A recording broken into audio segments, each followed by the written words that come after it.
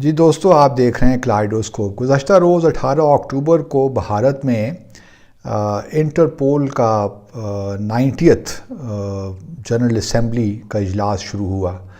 Interpol جیسا کہ آپ جانتے ہوں گے، یہ تو 1923 میں سیکنڈ ورلڈ وار سے پہلے اس کا قیام عمل میں آیا تھا۔ اس وقت یہ انٹرنیشنل کرمنل پولیس کمیشن کہلاتا تھا۔ پھر اس وقت اس کے 19 ممبر تھے اور جو ہیڈ کوارٹرز تھا وہ ویانا میں تھا۔ پھر 1956 میں اس کو ری آرگنائز کیا گیا، اس کی تنظیم نو کی گئی اور پھر اس کو انٹرنیشنل کرمنل پولیس آرگنائزیشن بنا دیا گیا۔ اب اس کا جو ہیڈ کوارٹرز ہے وہ فرانس میں ہے، شہر ہے لیون وہاں پہ، اور اس کے 195 اس کے ممالک اس کے ممبرز ہیں۔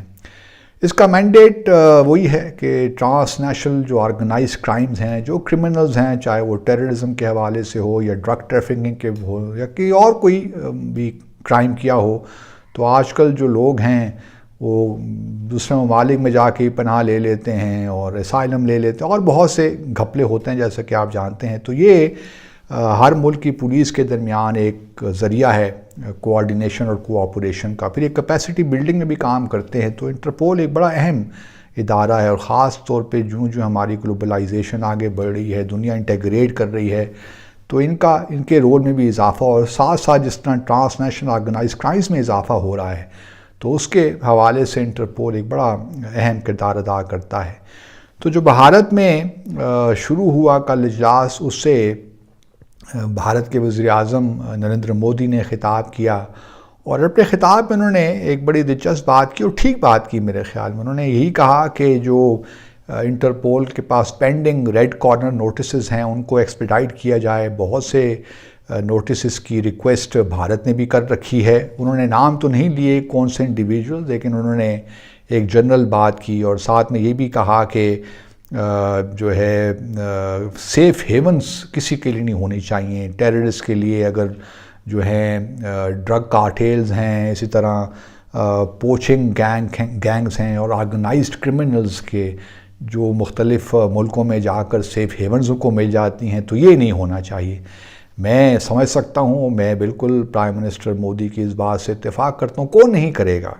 جو ملک بھی یہ چاہتا ہے کہ جو ٹرانس نیشنل آرگنائز کرائمز ہیں ان سے چھٹکارا ملے، دہشت گردی سے چھٹکارا ملے، تو پرائم منسٹر نے بالکل ٹھیک بات کہی، اور سب ہم اس سے اتفاق کرتے ہیں۔ لیکن یہ بھی اچھی بات ہوئی کہ انہوں نے کوئی نام تو کسی ملک کا نہیں لیا اور نہ کوئی اشخاص کا نام لیا۔ لیکن بڑا انٹرسٹنگ یہ ہوتا ہے کہ جب کوئی پاکستانی ڈیلیگیشن اس اجلاس میں شرکت کر رہا ہو، تو پھر جو انڈین میڈیا ہے وہ اپنے جو وزیر اعظم ہیں ان کی باتوں سے کچھ مطلب اخذ کر کے وہ جو سوالات پوچھنا شروع کرتے ہیں۔ تو ہماری جو اس وقت ہمارا ڈیلیگیشن ہے اس کی نمائندگی کر رہے ہیں ہمارے FIA کے ڈائریکٹر جنرل ہیں محسن بٹ صاحب۔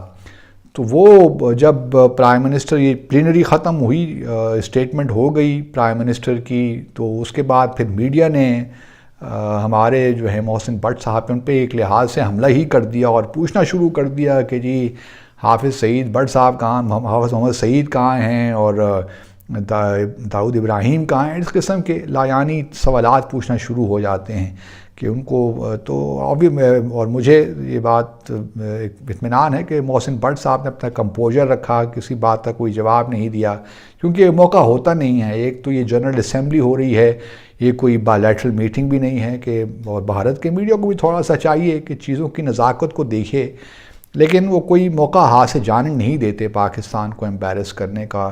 اور خاص طور پہ اس وقت جب کہ FATF کا بھی اجلاس ہو رہا ہے، پلینری ہو رہی ہے، اور پاکستان سے متعلق ایک امپورٹنٹ فیصلہ بھی ہونا ہے، تو بھارت کا میڈیا ہو یا بھارت کی سرکار ہو، وہ کوئی موقع ہاتھ سے جانے نہیں دیتے۔ اور ادھر بھی ہم نے دیکھا کہ میڈیا نے ایسے ایسے سوالات کرنا شروع کر دیے۔ دوسری طرف یہ بھی امپورٹنٹ ہے کہ جہاں ہم انٹرپول سے مدد مانگتے ہیں مختلف کرمنلز کو پکڑنے کے لیے، خاص طور پہ جو منی لانڈرنگ کے حوالے سے بھی لوگوں نے سیف ہیونز بنائی ہوئی ہیں، اور یہ ڈیولپڈ کنٹریز میں بھی ہے۔ کہیں یہ خطرہ، آپ یہ خدشہ نہ رہے کہ صرف ڈیولپنگ کنٹریز کا معمہ ہے۔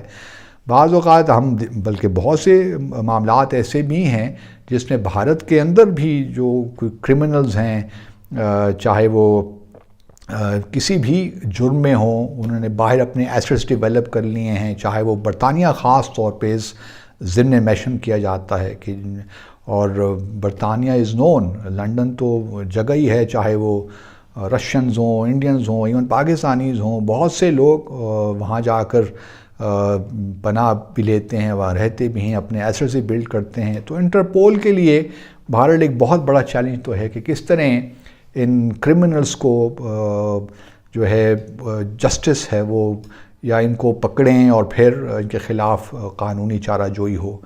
تو انٹرپول ایک اہم ادارہ، اور اس کی میٹنگ ہو رہی ہے بھارت میں۔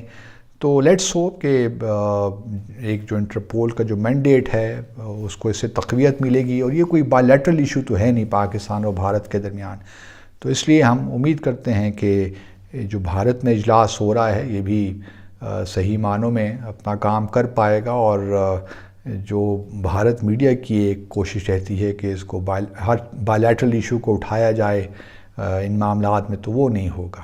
دیکھتے رہیے کلائڈوسکوپ۔ اللہ حافظ۔